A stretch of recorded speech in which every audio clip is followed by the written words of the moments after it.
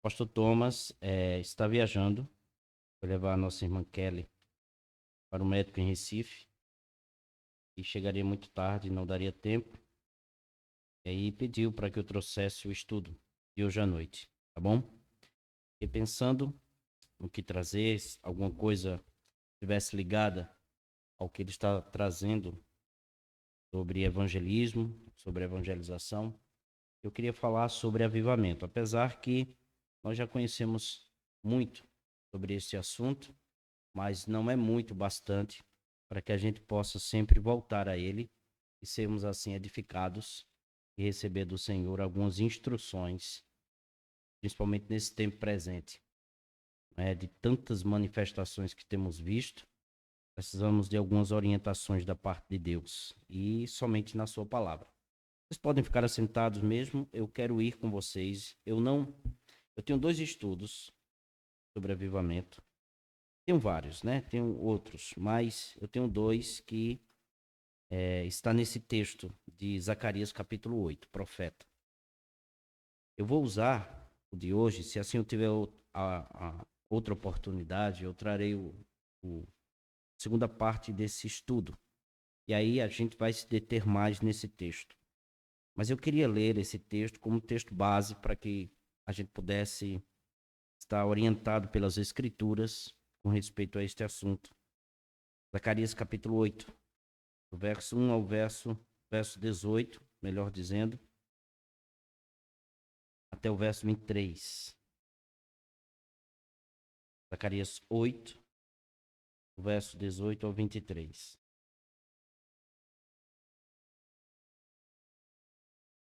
Será o nosso texto base para o assunto sobre avivamento. O verdadeiro avivamento. Primeira parte, ou parte 1.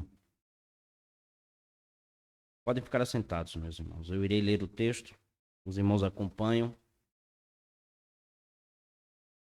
Zacarias 8, do verso 18 ao 23, diz a palavra do Senhor. A palavra do Senhor dos Exércitos veio a mim dizendo: assim diz o Senhor dos Exércitos, jejum do quarto mês, e o do quinto, e o do sétimo, e o do 10º, serão para a casa de Judá regozijo, alegria, festividades solenes. Amai, pois, a verdade e a paz. Assim diz o Senhor dos Exércitos: ainda sucederá que virão povos e habitantes de muitas cidades, e os habitantes de uma cidade irão a outra, dizendo: vamos depressa suplicar o favor do Senhor e buscar ao Senhor dos Exércitos. Eu também irei. Virão muitos povos e poderosas nações buscar em Jerusalém ao Senhor dos Exércitos e suplicar o favor do Senhor. Assim diz o Senhor dos Exércitos: naquele dia sucederá que pegarão 10 homens de todas as línguas das nações, pegarão sim na orla da veste de um judeu e lhe dirão: iremos convosco, porque temos ouvido que Deus está convosco. Amém. Amém. Vamos orar. Senhor, a nossa oração é pedir que o Senhor nos oriente, nos ilumine, nos dê instruções segundo a palavra do Senhor. Que o Espírito Santo venha abrir o nosso coração, a nossa mente, para compreendermos o que o Senhor quer nos ensinar hoje à noite. Tem misericórdia de mim, que estou à frente para trazer o estudo. Tem misericórdia daqueles que estão ouvindo, mas que haja entre nós edificação para uma vida de consagração ao Senhor. Assim o Senhor faça, assim suplicamos, e seja feita a tua vontade, em nome de Jesus Cristo. Amém. Amém. Meus irmãos, vejam, nós vivemos em um período, como eu já disse, em que existe vários avivamentos, segundo descrito por determinadas igrejas, pastores, movimentos. E nós, como protestantes históricos, nós recebemos alguns ataques. Somos frios, temos afeto somente pela doutrina, pelo estudo da palavra, e não há nenhum mover de Deus em nosso meio. Estou falando de ataque a protestantes históricos. E nós somos protestantes históricos. Vou falar das três. Tem mais história no meio de nós. Presbiterianos, os batistas e os congregacionais. Existem outros, mas vou citar estes que são mais atacados. Exatamente porque não andam no mover. No mover do Espírito Santo de Deus. E aí nós somos atacados sem nenhuma profundidade teológica, sem nenhuma argumentação teológica com respeito a esse ataque. E isso traz alguns problemas. Porque nós somos atacados sem realmente eles conhecerem o que realmente, sem eles conhecerem o que nós cremos, falamos, buscamos. E aí eles se mostram somente com aquele movimento de barulho, sem nenhuma exposição bíblica saudável, e pensam que nós somos frios, gelados. E eu quero deixar bem claro aqui que precisamos ter humildade, em que alguns pontos existe razão. Existem algumas razões e alguns ataques que são feitos para nós. Você já deve ter ouvido de algum cristão protestante histórico que nós somos ouvir de alguém dizer de nós. É isso que eu quero dizer. Nós somos atrasados, retrógrados, espiritualmente falando. Nós costumamos, eles dizem, ficarmos somente na história, não avançarmos, não irmos além, não damos passos espirituais em que a gente possa até correr distante. Batistas, repito, presbiterianos, congregacionais, tradicionais, são tidos como pessoas que não têm o dom ou os dons do Espírito Santo.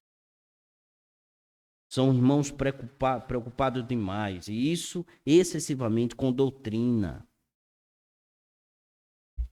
Transformaram a palavra de Deus, eles dizem, de nós, colocamos a palavra de Deus numa caixinha e fazemos dela doutrinas humanas. São várias acusações. Para os que pensam e pregam assim, sucesso para a igreja, avanço é medido pelo número de pessoas, pelo número de seguidores, pelo número de fiéis. Por exemplo, os críticos ao protestantismo histórico, muitos, saiu até um relato, saiu até um censo nos Estados Unidos, de que eles dizem, que nós ficamos para trás, que o número de bruxas nos Estados Unidos é de 1.500.000 bruxas. Aí atacam os presbiterianos, dizendo que é de 1.400.000. Aí com esse senso infantil, bobo, dizem que nós ficamos para trás. Porque falta no meio de nós o mover do Espírito Santo de Deus.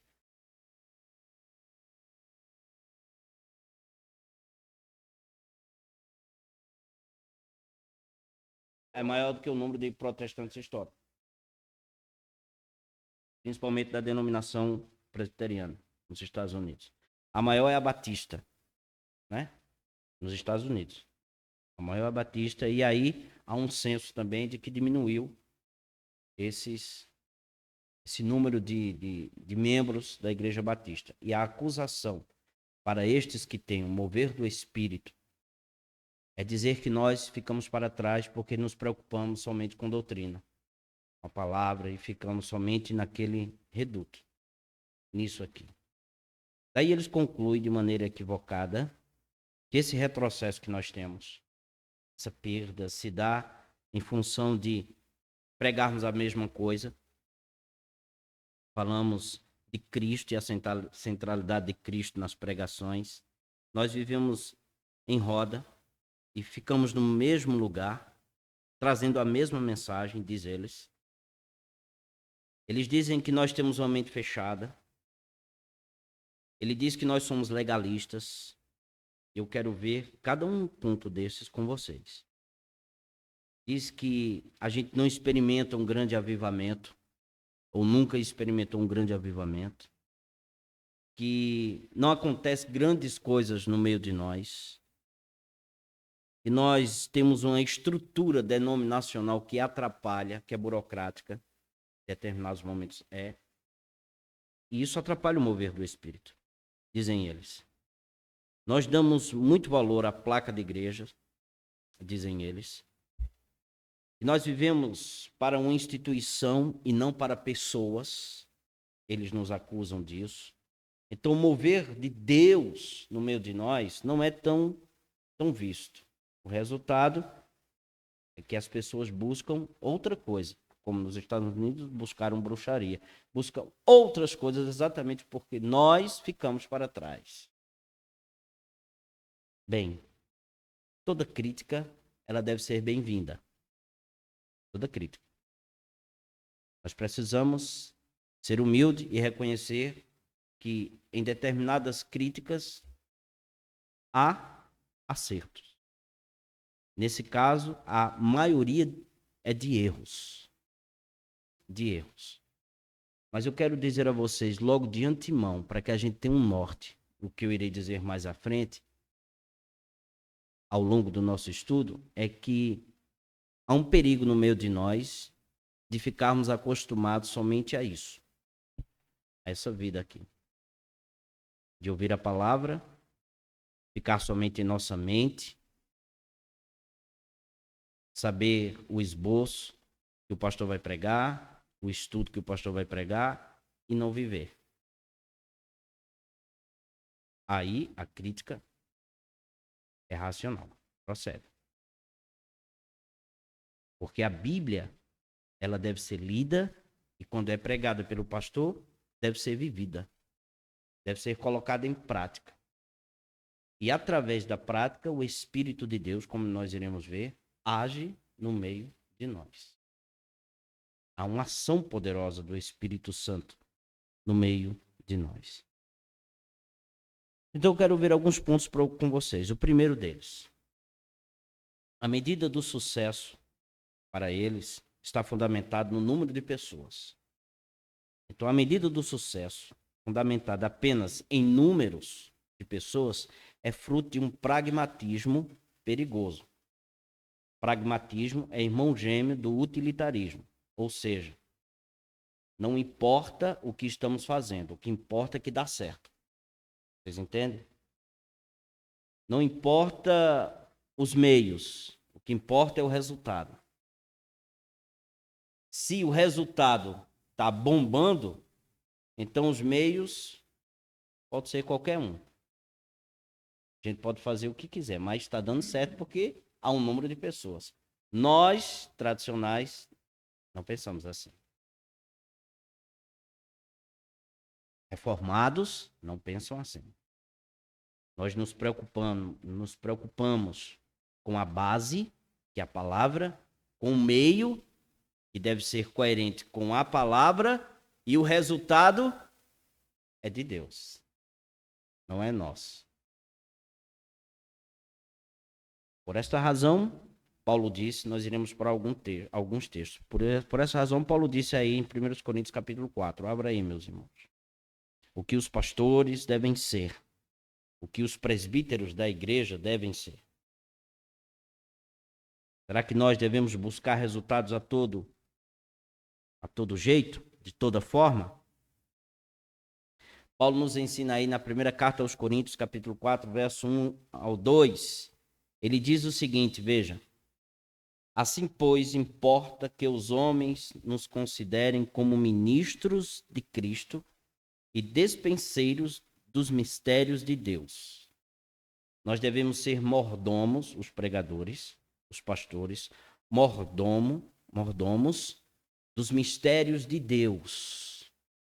E os mistérios de Deus estão em sua palavra.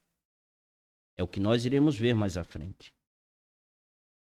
Dispenseiro é aquele que dá alimento adequado ao povo de Deus e balanceado. para que a gente possa ter nutrientes e crescermos de maneira saudável. Então, que os homens nos considerem, diz Paulo, como ministros de Cristo, despenseiros dos mistérios de Deus. Ele diz, ora, além disso, o que se requer dos despenseiros é o quê, meus irmãos? Que cada um deles se encontre fiel. Então, o que é que cabe aos pastores e aos presbíteros? Fidelidade à palavra de Deus. Eu não tenho que buscar nenhum tipo de movimento. Eu tenho que ser fiel às Escrituras. Buscar ao máximo, pela graça do Espírito e de Deus, exatamente isso. Ser fiel à palavra do Senhor. Veja Efésios aí, capítulo 4. Já que estamos falando em mistério. Porque os que têm o mover do Espírito falam muito em mistérios, né? Dizem eles. Capítulo 3 de Efésios. Verso 4.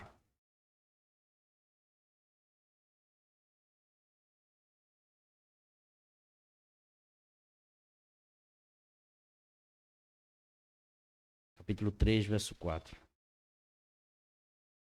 Que diz assim, pelo que quando ledes, podeis compreender o meu discernimento do mistério de Cristo. O que é o mistério de Cristo? O mistério de Cristo é o que está exatamente aí, versos 5 e 6. O qual em outras gerações não foi dado a conhecer aos filhos dos homens, como agora foi revelado aos nossos santos apóstolos e profetas no Espírito, a saber que os gentios são co-herdeiros, membros do mesmo corpo e coparticipantes da promessa em Jesus Cristo por meio do Evangelho. Nós que nunca ouvimos a palavra de Deus como judeus, hoje somos co-herdeiros com eles. Na pessoa bendita de Jesus Cristo. Aqui está o mistério que foi revelado, que está exposto na palavra do Senhor. Iria usar outros textos, mas vamos somente nesse. Então, sucesso não está fundamentado no número de pessoas, mas na fidelidade à palavra. Amém, queridos? Segundo, a mensagem da igreja de Cristo é e sempre será uma mesma mensagem. E qual é ela? Jesus Cristo e este crucificado. Esta é a mensagem da igreja. Jesus Cristo e este crucificado. 1 Coríntios 2, verso 2 diz isso. Não é? Que nós pregamos a Cristo e este crucificado. Então aqui está o conteúdo da mensagem da igreja. Qual é o conteúdo da igreja? O que você deve pregar? O que nós devemos pregar? Jesus Cristo. E este o quê? Crucificado. Aquele que recebeu a penalidade por causa dos nossos pecados, não dele mesmo. Agora abram aí, meus irmãos, na segunda carta de Paulo a Timóteo, capítulo 2. 2 Timóteo, capítulo 2.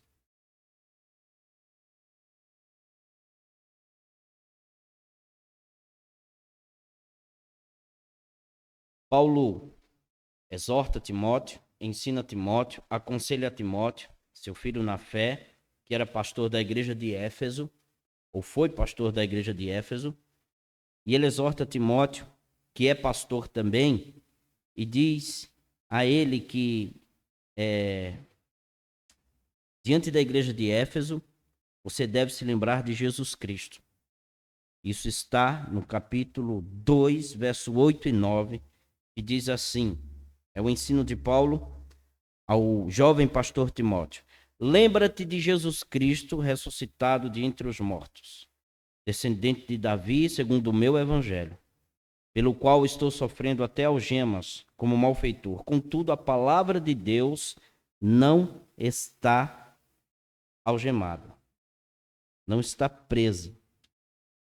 Verso 10 diz, por esta razão, tudo suporto, por causa dos eleitos, para que também eles obtenham a salvação que está em Cristo Jesus com eterna glória.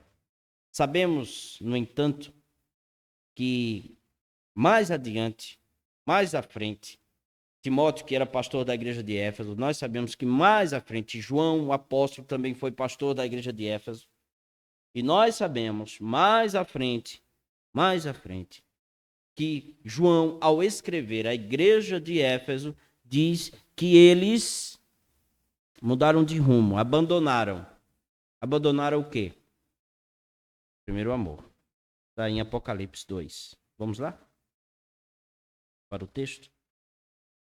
E aqui a gente vai chegar no ponto central da nossa mensagem. Sobre avivamento, sobre igreja avivada e sobre igreja reformada, tradicional.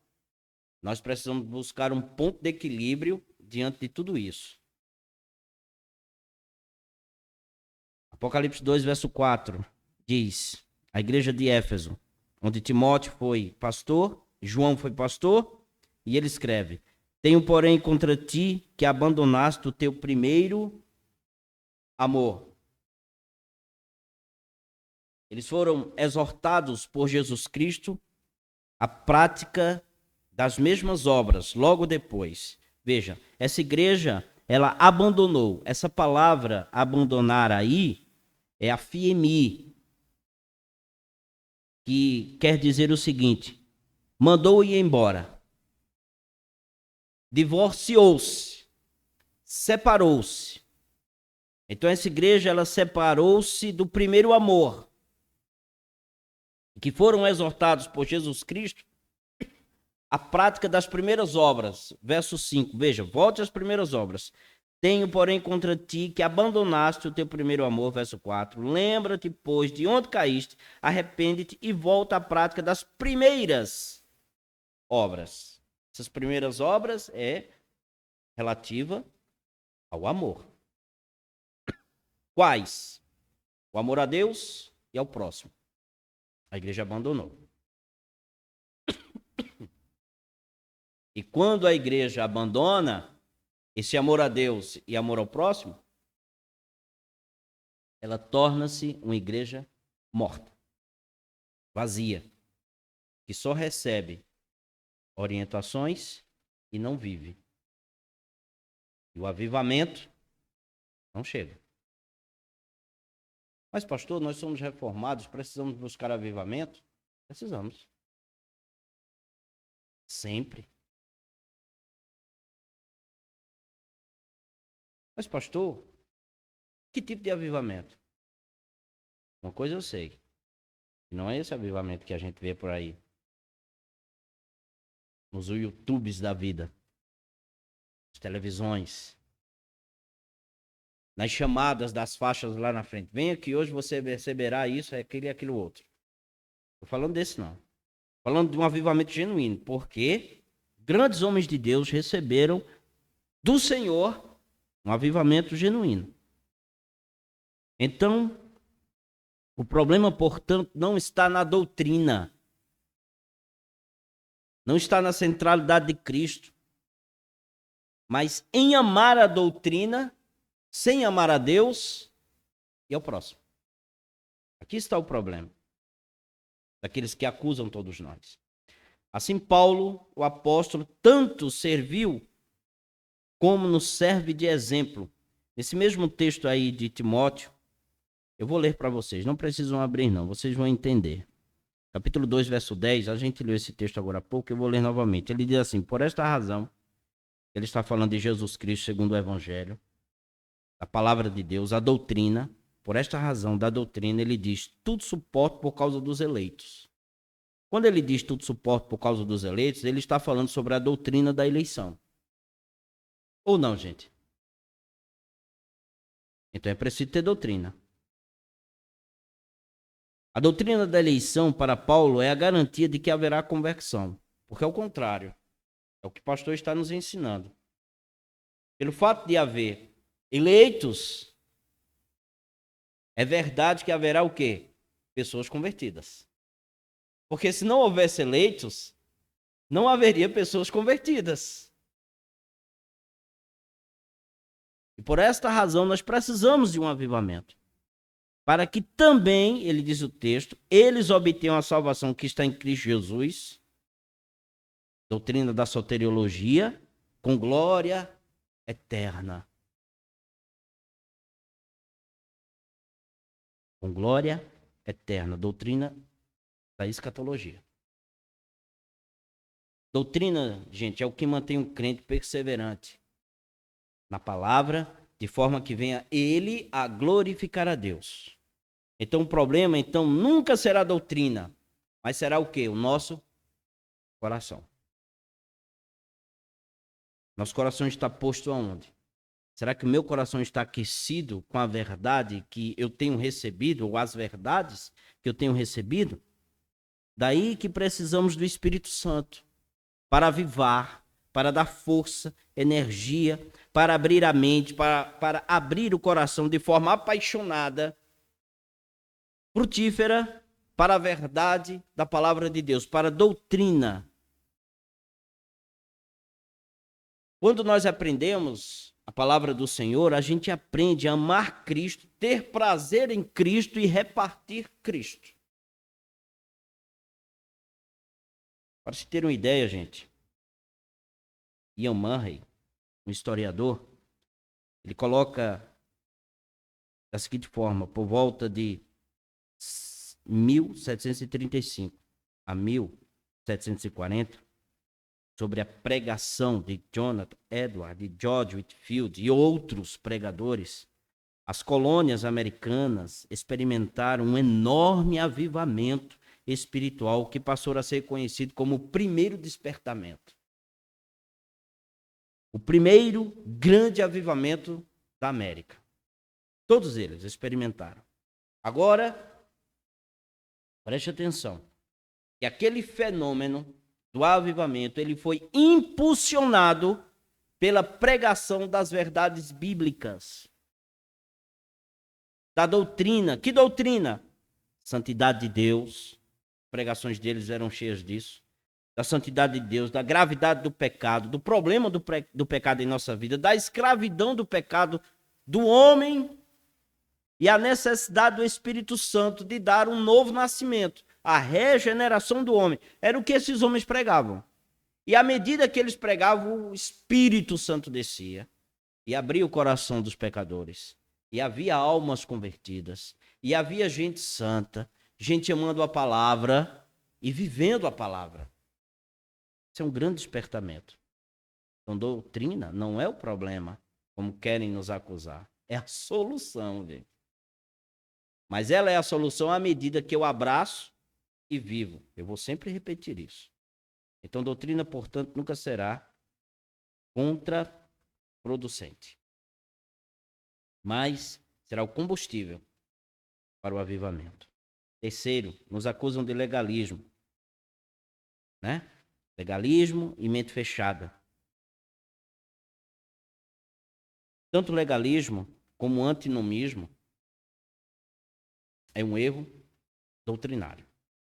Legalismo é colocar regras demais, onde a palavra de Deus não nos pede e a gente coloca. E antinomismo é ser frouxo demais, não gostar de lei e viver do seu jeito, a vida que você quer. Então, tanto o legalismo mata uma igreja, destrói uma igreja, como também o antinomismo, ou contra a lei, acaba uma igreja. Mas o que vemos acontecer hoje em dia, no meio dito evangélico, uma vez que eles acusam todos nós de legalismo, é um extremo oposto. Como é que eles vivem? Eu já conheci pessoas assim, que andam no viver do Espírito, entre aspas, no mover do Espírito, entre aspas, e vivem uma vida de pecado. E não há santidade, e não há obediência nenhuma. Então há os excessos, exageros, há escândalos, tudo pode, tudo vale, nada de santidade, nada de novidade de vida. Gente, quem é salvo tem novidade de vida.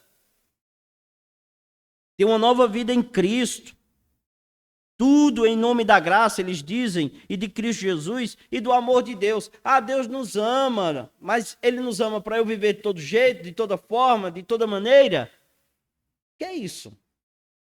Que cristianismo frouxo é esse? Sem estar arraigado na palavra. O resultado é que, por mais que se cresça em termos numéricos, sem santificação e bom senso, o sal do bom testemunho cristão se torna insípido. Não presta, não salga, não dá sabor. Eles colocam, na verdade, um cesto em cima da luz e não consegue brilhar. E o embaraço de todo pecado que tenazmente, como diz o escritor aos Hebreus, nos assedia, eles abraçam.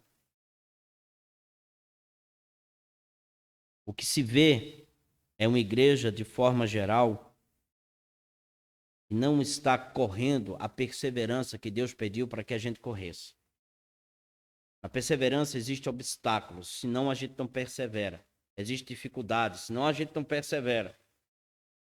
Então, diante disso, eu devo ter uma vida santa, que ama a palavra, que ama o Senhor. Quarto problema que eles nos acusam. E aqui eu quero dizer que ele existe. É uma estrutura denominacional muito pesada, burocrática, demais da conta. Que pode atrapalhar a igreja de avançar por conta de determinados problemas, paredes, cerca, que a denominação coloca para que a gente não avance. E qual é a solução disso, pastor? A solução, vou ser bem claro, é ser congregacional. Essa é a resposta. Mas por quê, pastor?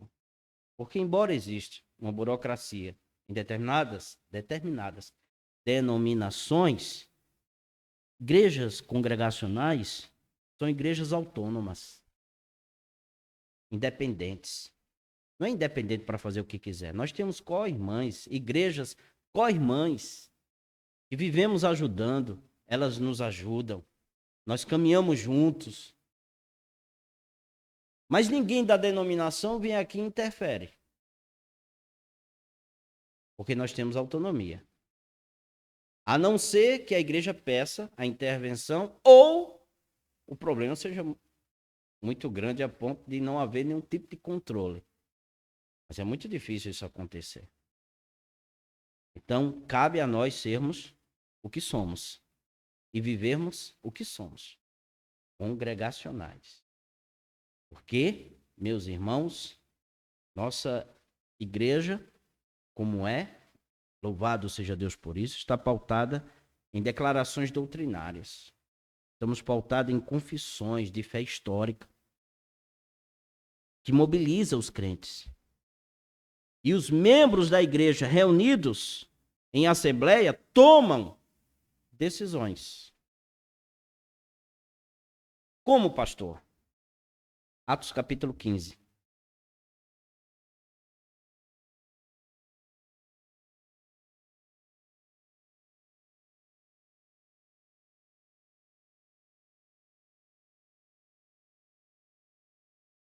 Atos capítulo 15.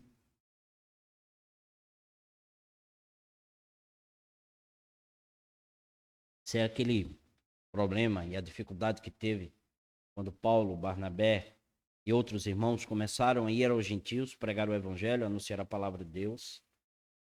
E aí, judeus que haviam aparentemente se convertido, alguns estavam querendo que estes irmãos e apóstolos levassem aos judeus, aos crentes gentios, e guardassem a lei.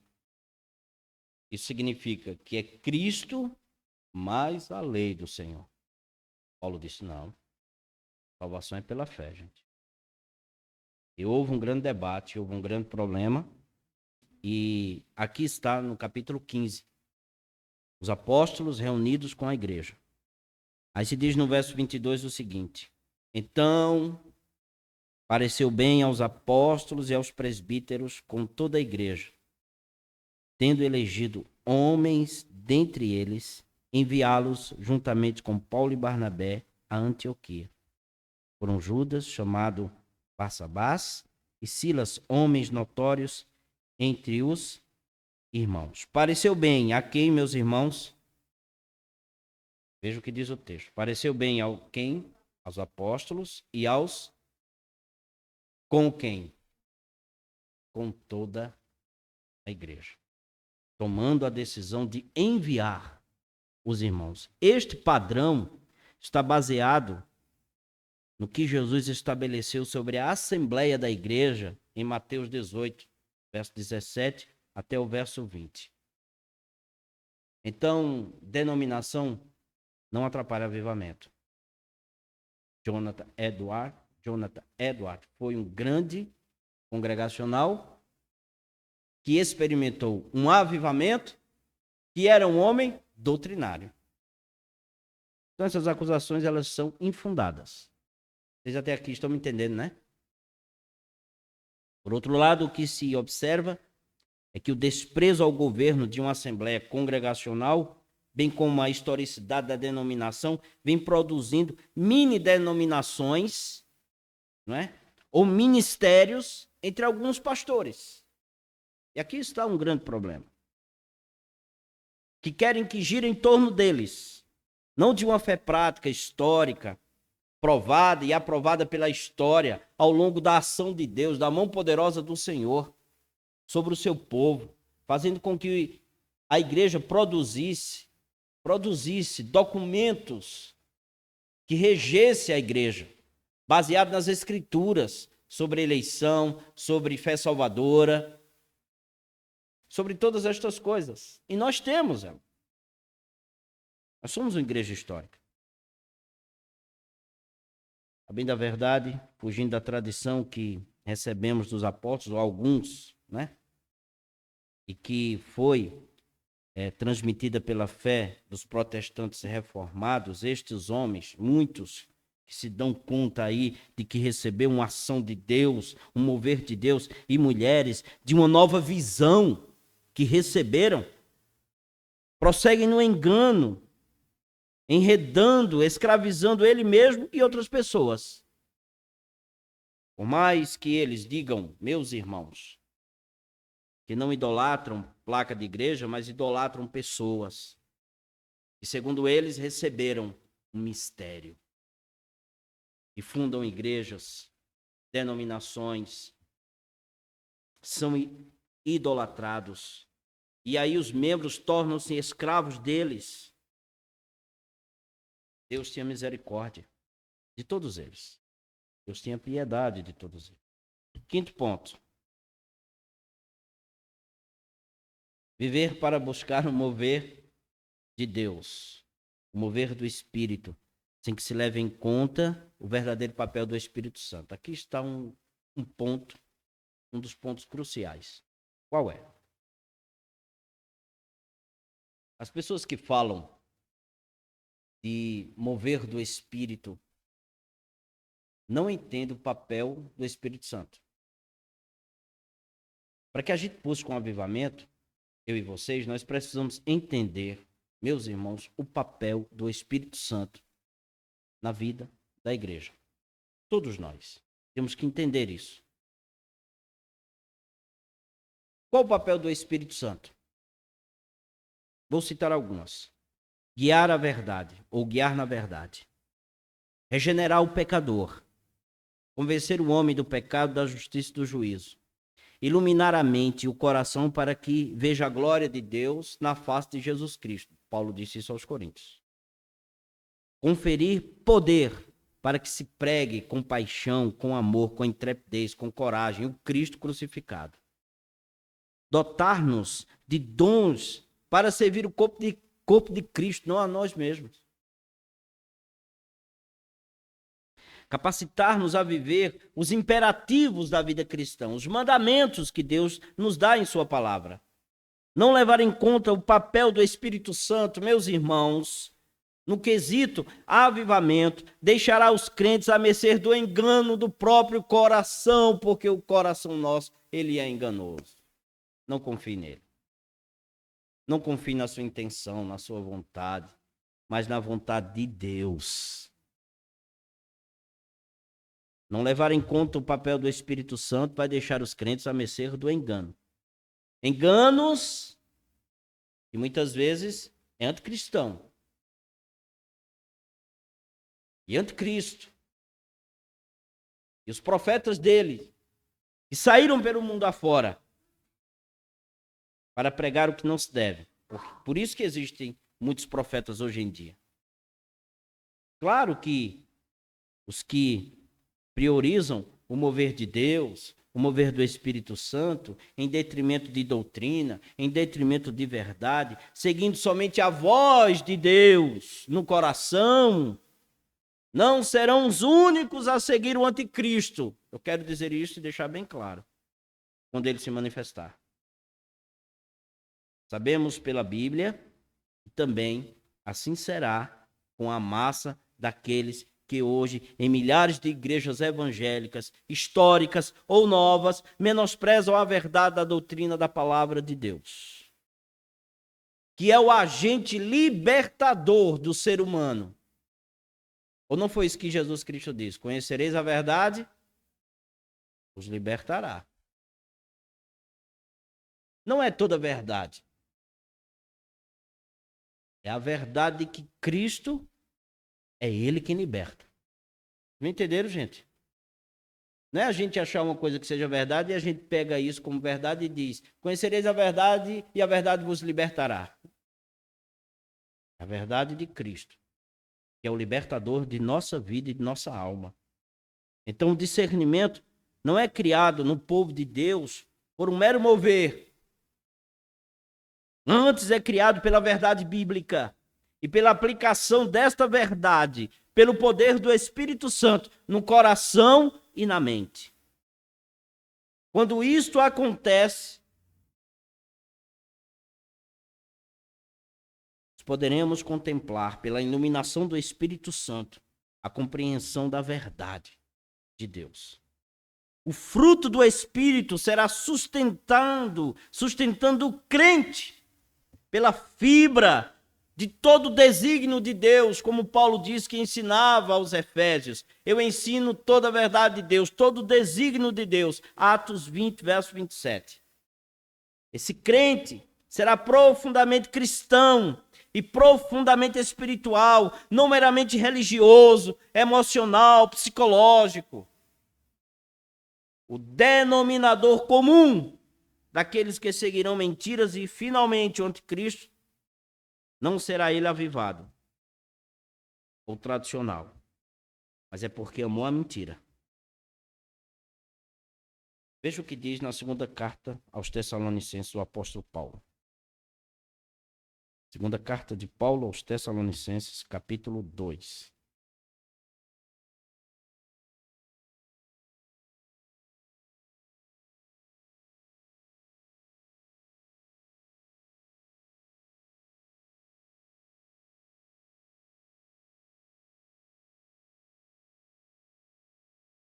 Segunda aos Tessalonicenses, capítulo 2.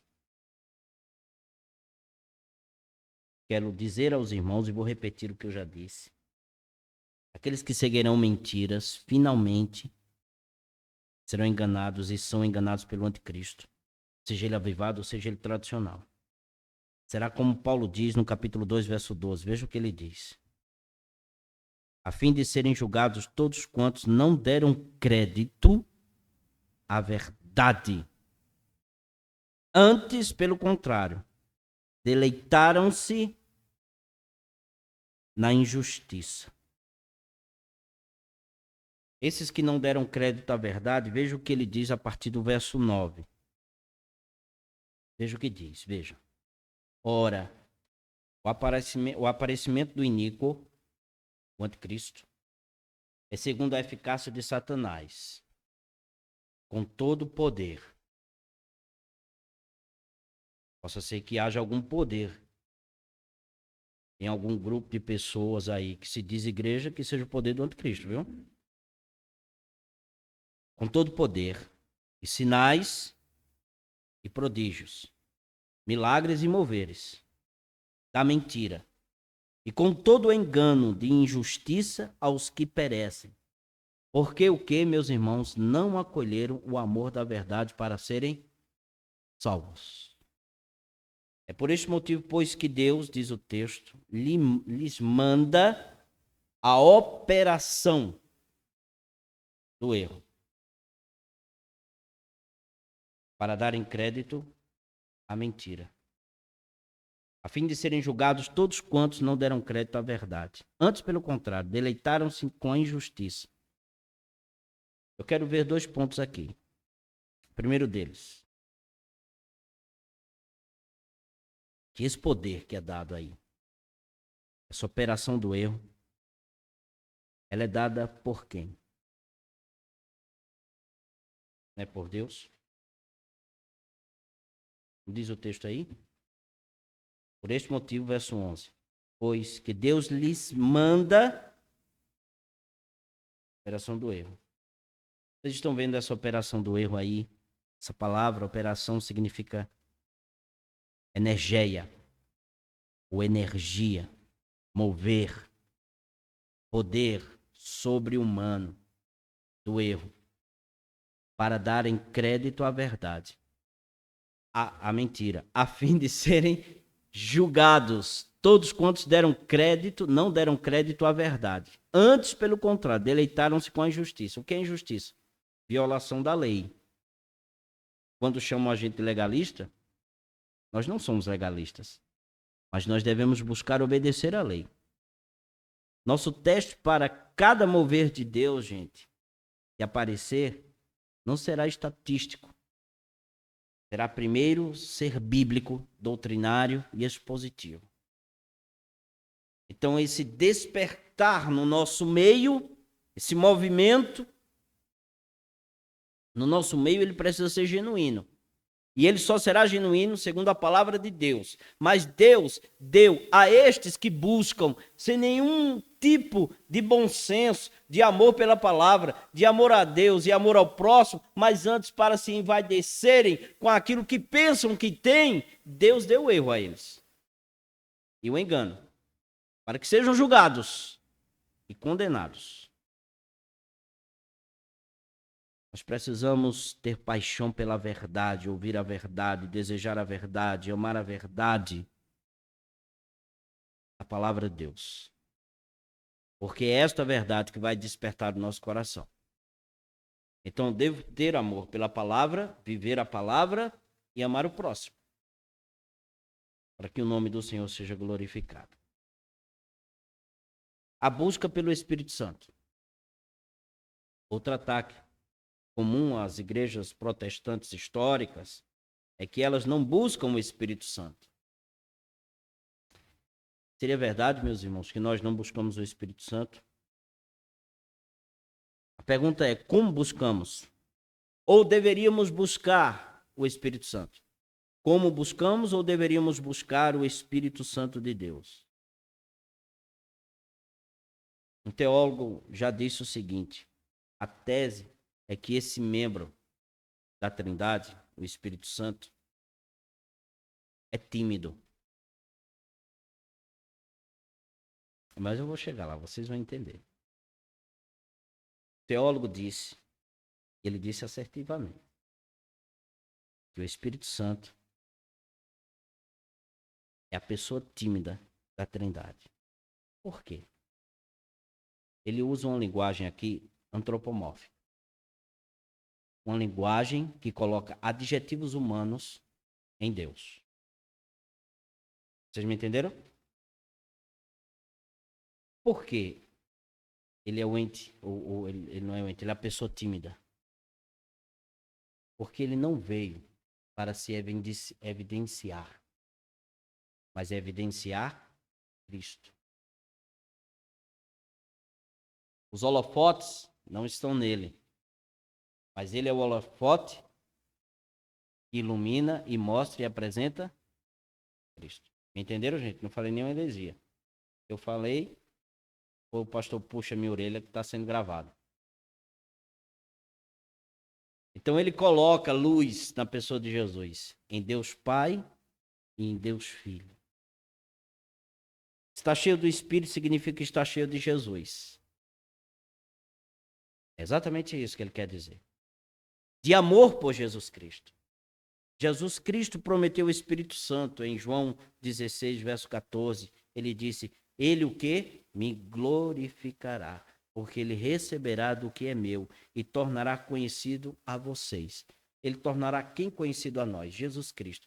Quando nós nos convertemos, conhecemos quem? Por isso a gente se converteu. E como foi que a gente conheceu Cristo? Pela aplicação da palavra de Deus aos nossos corações. Por isso que ele torna o nosso Senhor Jesus em evidência. Então o espírito é tímido, é coadjuvante, não por ele ser menor, mas esse é o papel dele na Trindade Santa. Porque ele é Deus. Ele é Senhor. Merece reverência. Mas ele faz com que Cristo seja glorificado. Ele não auto se promove, mas ele promove Jesus, que deu a sua vida por todos nós. Então, quando olhamos para ele, para o Espírito Santo, me entendam, ele dá um passo para trás e empurra Jesus. Assim disse alguém. Assertivamente. Ele dá um passo para trás e mostra Cristo. Porque o próprio Cristo disse que ele me glorifica. Então a gente só glorifica Jesus por meio de quem? Do Espírito Santo. Sua palavra, que é bendita eternamente. John Piper argumenta que ao buscarmos ser cheios do Espírito e empoderados ou fortalecidos pelo Espírito, devemos buscá-lo indiretamente. Devemos olhar para a maravilha de Cristo. Se desviarmos o olhar de Jesus e buscarmos diretamente o Espírito e seu poder, acabaremos no lamaçal de enganos. O Espírito não se auto-revela. O Espírito revela Cristo. A plenitude do Espírito é a plenitude que ele dá na medida em que nós olhamos para Jesus. O poder do Espírito, diz ele, é o poder que sentimos na presença de Cristo. A alegria do Espírito é a alegria que sentimos nas promessas do Senhor. Muitos de vocês talvez saibam o que significa prostrar-se no chão e clamar pelo Espírito Santo, por alegria, por poder e nada acontecer.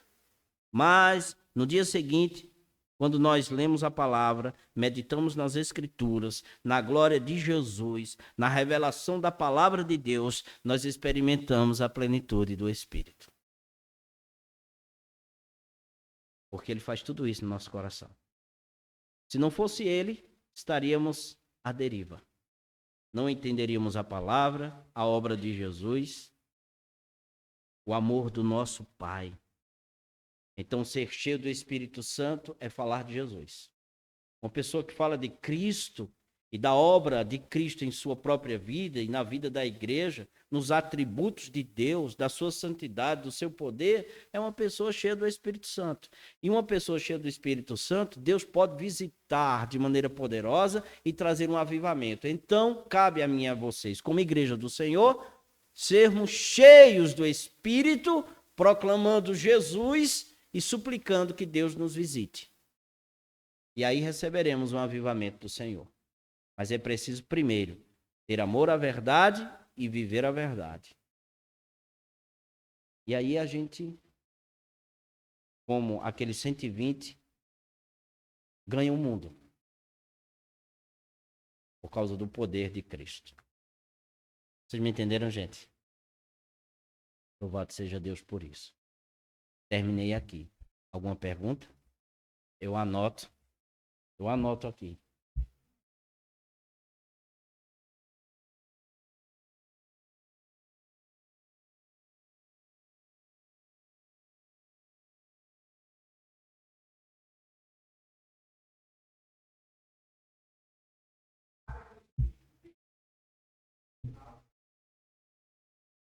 Não foi alcançado.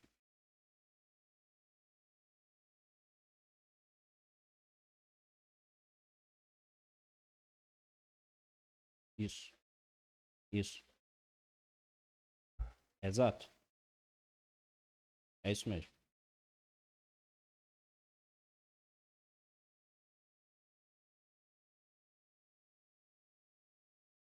Uhum.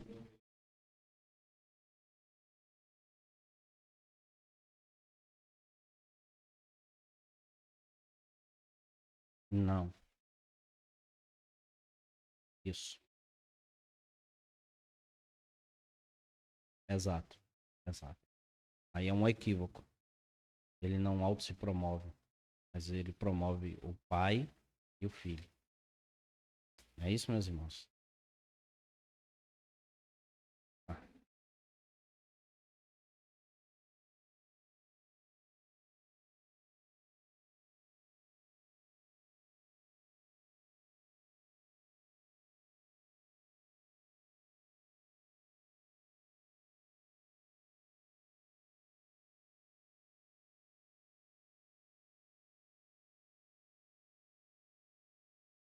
alcançado. É. Não por falha do pregador, nem por falha do espírito, mas por conta do coração endurecido.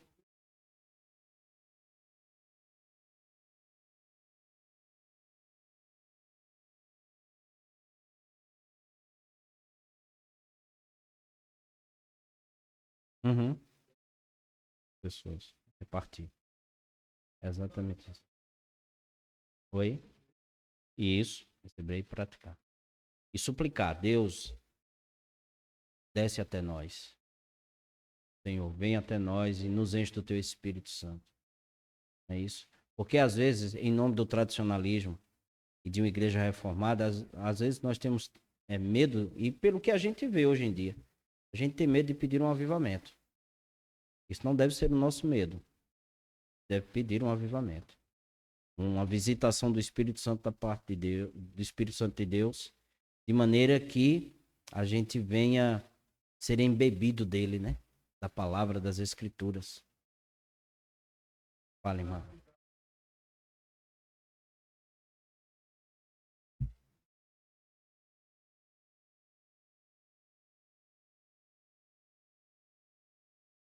É, exatamente por conta disso, porque as obras que Cristo estava fazendo era pela obra do Espírito Santo.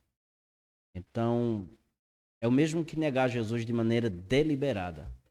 Eu não creio em Cristo. Uma blasfêmia contra o Espírito. Diga, irmã.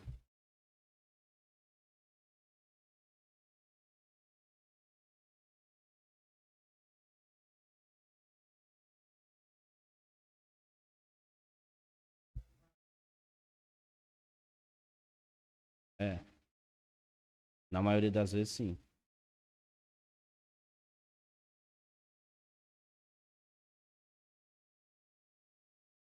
Uhum. É isso. Como se fosse isso. Quer dizer, quanto mais barulho, quanto mais correr no meio dos corredores da igreja, subir uma pilastra nas paredes, né? Aí o espírito tá agindo. Meu Jesus.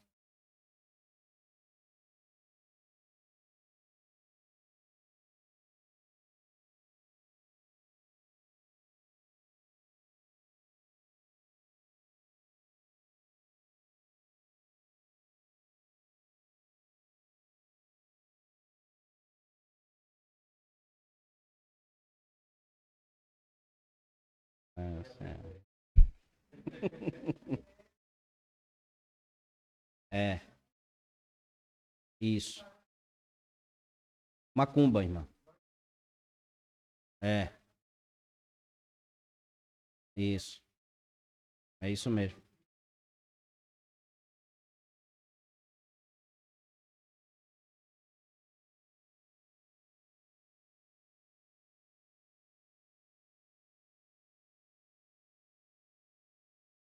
Bichinho, meu Deus.